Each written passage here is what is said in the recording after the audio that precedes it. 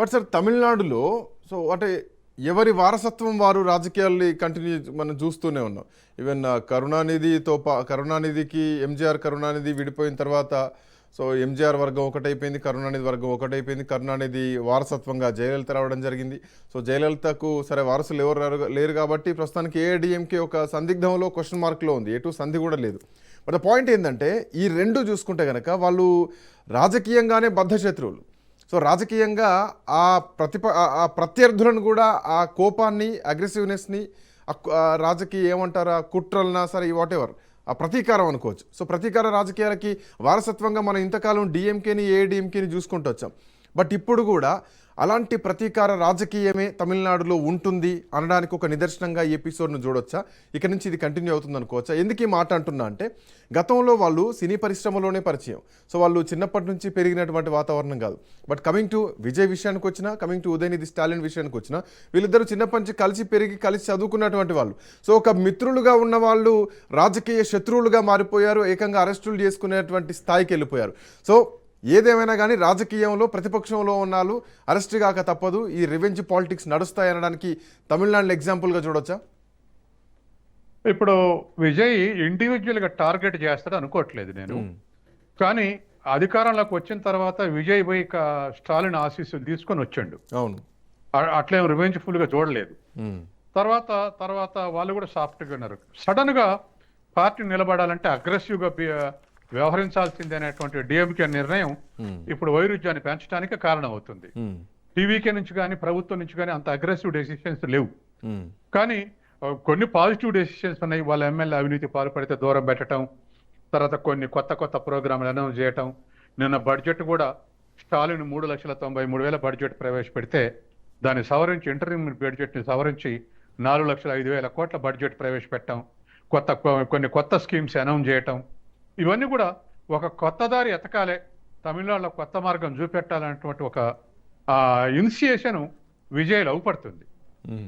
అట్లాగే కొత్తగా ప్రభుత్వ ఆసుపత్రుల్లో ప్రసవిస్తే 8 గ్రాముల బంగారం పెట్టడం, తర్వాత కొత్తగా యువతి పెళ్లి చేసుకుంటే ఉంగరం, ఇటువంటివన్నీ కొంత ఇనిషియేషన్ చేస్తున్నాడు. ఇట్లా ఇనిషియేషన్ చేసే వాళ్ళకు రివెంజ్ఫుల్ పాలిటిక్స్ అనేటువంటి సాధారణంగా బోరు, కానీ కార్నర్ చేస్తే పోవాల్సి వస్తుంది. నిన్న విజయ్ని కార్నర్ చేశాడు ఉదయనిధి, త్రిష పేరు తీసుకొచ్చి. అట్లా కార్నర్ చేసినప్పుడు మాత్రం పోక తప్పదు, ఒకరి జోలికి ఒకరు పోక తప్పదు. అదే రాజకీయ విధానాల మీద విమర్శ చేస్తే ఆ అవసరం ఉండదు, విధానాల మీద విమర్శ చేస్తే ఆ అవసరం ఉండదు. కానీ ఇండివిజువల్ టార్గెట్ చేసి ఇండివిజువల్ కార్నర్ చేసే ప్రయత్నం చేస్తే ఖచ్చితంగా అది కంపల్సన్గా మారుద్ది. అది పరిస్థితి. సార్ అంటే ఇంతకాలం ఒక లెజెండరీ స్థాయి రాజకీయాల్లో మనం చూసాం. స్టాలిన్ అంటే కరుణానిధి జయలలిత మధ్యలో వైరాన్ని చూసినాం, రాజకీయ ప్రత్యర్థులుగా చూసినాం.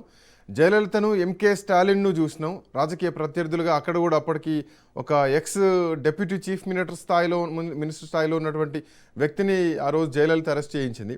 సో ఇప్పుడు ఇక మారిందా ప్రత్యర్థి? విజయ్కి ప్రత్యర్థి స్టాలిన్ కాదు, ఉదయనిధి స్టాలినే. సో ఇక నుంచి రాజకీయం వీళ్ళిద్దరి మధ్యలోనే ఉంటుంది.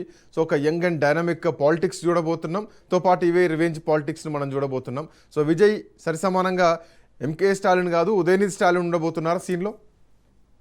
ఖచ్చితంగా, ఎందుకంటే స్టాలిన్ ముందు పెట్టి నడుపుతాడు. అవును, ఎందుకంటే ఆ ఇమేజ్ కూడా యంగ్స్టర్స్ కు ఇమేజ్ ఎక్కువ వస్తుంది ఓల్డ్ పీపుల్ కన్నా. నేనే పార్టీ, మీరు ఏ పార్టీ అని తీసుకోండి, ఒక యంగ్స్టర్స్ ని చురుకైన వ్యక్తిని ముందుకు పెడితే అది విజయ్ కూడా అడ్వాంటేజ్ అదే. కమల్ హాసన్ సక్సెస్ గాంధీ, రజనీకాంత్ సక్సెస్ గాంధీ, గతంలో విజయ్ సక్సెస్ గాంధీ, మరొక వాళ్ళు సక్సెస్ గాంధీ, ఇవాళ టీవీకే సక్సెస్ అయిందంటే దానికి విజయ్ ఇమేజే కారణం. అవును, కాబట్టి డిఎంకే కూడా ఈక్వల్ ఇమేజ్ మెయింటైన్ చేయాలంటే తప్పకుండా ఉదయనిధిని ముందు పెట్టాలని పరిస్థితి సృష్టించబడింది. కాబట్టి ఆ ఉదయనిధి ముందు ఉంటుంటే వాళ్ళ క్యాడర్లో కూడా క్రేజీ పెరిగే అవకాశం ఉంది యంగ్స్టర్స్ చూసి. తర్వాత రివెంజ్కి ఉండాల్సిన అవసరం లేదు. ఇప్పుడు స్టాలిన్ అధికారంలోకి వచ్చినప్పుడు చాలా జెంట్లీగా జయలలిత పెట్టినటువంటి ప్రోగ్రామ్స్ అన్నింటినీ కొనసాగించండు. ఆఖరికి కొన్ని ప్రోగ్రామ్స్ కూడా మార్చలేదు. కొన్ని ప్రోగ్రామ్స్ కి అయితే జయలలిత పేరుంటే కూడా మార్చొద్దు అన్నాడు. అంత జెంట్లీగా బిహేవ్ చేశాడు ఏది అధికారంలోకి రాగానే. కాబట్టి యాంటీ ఇన్కంబెన్స్ ఇంకా ఇతర కారణాల వల్ల ఓడిపోయి ఉండొచ్చు గాక, అట్లా బిహేవ్ చేశాడు.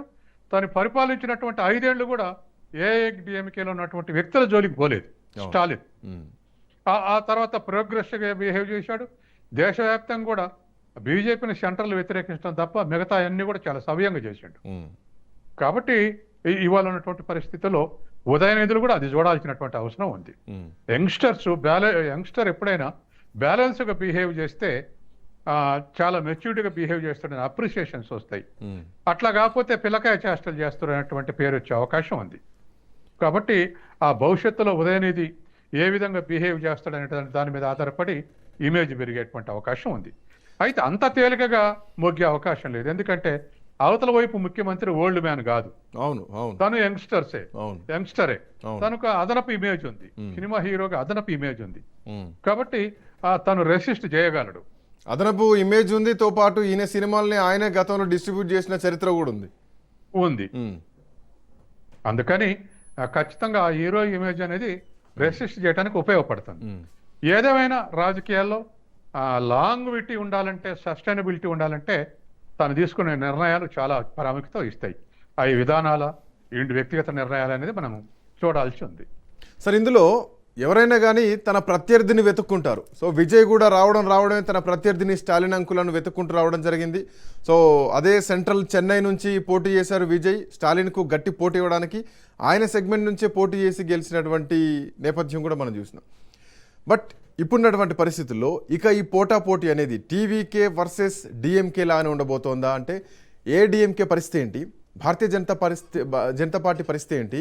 భారతీయ జనతా పార్టీకి హిందీకి అసలు తమిళనాడులో స్కోపే లేదు, స్పేసే లేదు, ఎట్టి పరిస్థితుల్లో రానియమని చెప్పారు. అక్కడ ద్రవిడ భావజనం ఎక్కువగా ఉంటుంది.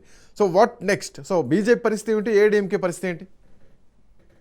వాస్తవానికండి ద్రవిడ రాజకీయాలు కేవలం ఈ పార్టీల నుంచే కాకుండా అదవరకే కల్చర్ కల్మినేట్ అయి ఉన్నది తమిళనాడులో.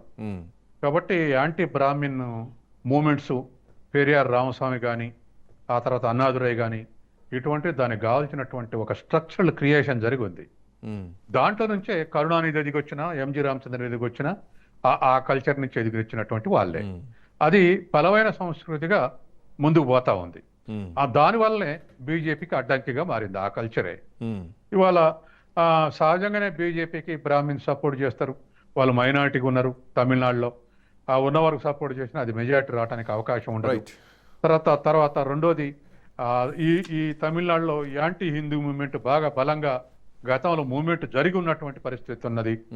ఇవాళ కేంద్ర ప్రభుత్వం ప్రతిదీ ఏ ప్రోగ్రాం పెట్టినా హిందీలనే పెడుతుంది. తర్వాత మొన్న ఎన్ఈపి నేషనల్ ఎడ్యుకేషన్ పాలసీ 20లో కూడా త్రిభాషా సూత్రాన్ని ప్రపోజ్ చేసింది. అప్పుడు కూడా మన ముఖ్యమంత్రి స్టాలిన్ త్రిభాషా సూత్రం అవసరం లేదు, హిందీ అవసరం లేదని స్టేట్మెంట్ ఇచ్చాడు. దాంతోపాటు అనేక రాష్ట్రాలు అటువంటి స్టేట్మెంట్స్ ఇచ్చాయి. కాబట్టి విధాన పరంగా కానీ, సాంస్కృతిక పరంగా కానీ, సామాజికంగా కానీ బీజేపీ ఆ విషయానికి వస్తే అన్ని పార్టీలు ఏకమైతే పార్టీలకు అతీతంగా భావజాలం సిద్ధాంతపరంగా వస్తాయి.